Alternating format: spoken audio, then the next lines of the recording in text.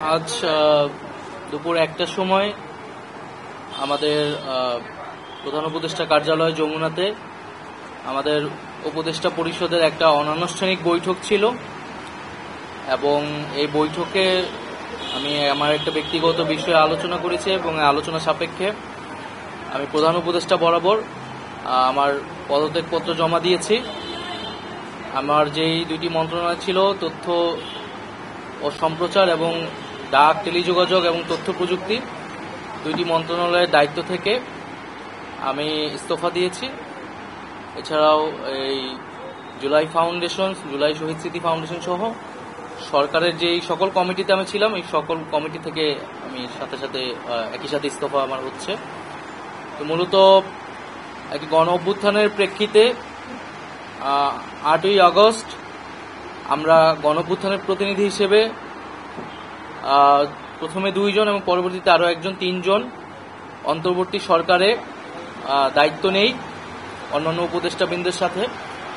তখন দেশের জাতীয় নিরাপত্তা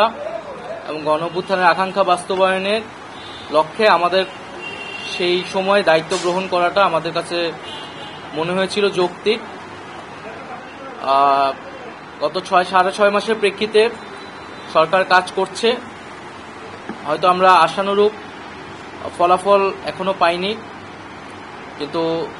আমার কাছে মনে হয়েছে যে সরকারের একটা স্ট্যাবিলিটিতে সরকার এসেছে এবং ব্যক্তিগতভাবে সরকারের বাইরে যে দেশের বর্তমান যে পরিস্থিতি, সেই পরিস্থিতিতে একটি রাজনৈতিক শক্তির উত্থানের জন্য আমার রাজপথে থাকা প্রয়োজন, ছাত্র জনতার কাতারে থাকা প্রয়োজন এবং আমরা যে গণতান্ত্রিক পরিবর্তনের আকাঙ্ক্ষা করি, সেই আকাঙ্ক্ষার জন্য এবং আমার যে গণ অভ্যুত্থানে যে ছাত্র জনতা অংশগ্রহণ করেছে, সেই শক্তিকে সংহত করতে আমি মনে করেছি যে আমার সরকারের থেকে আমার সরকারের বাইরে রাজপথে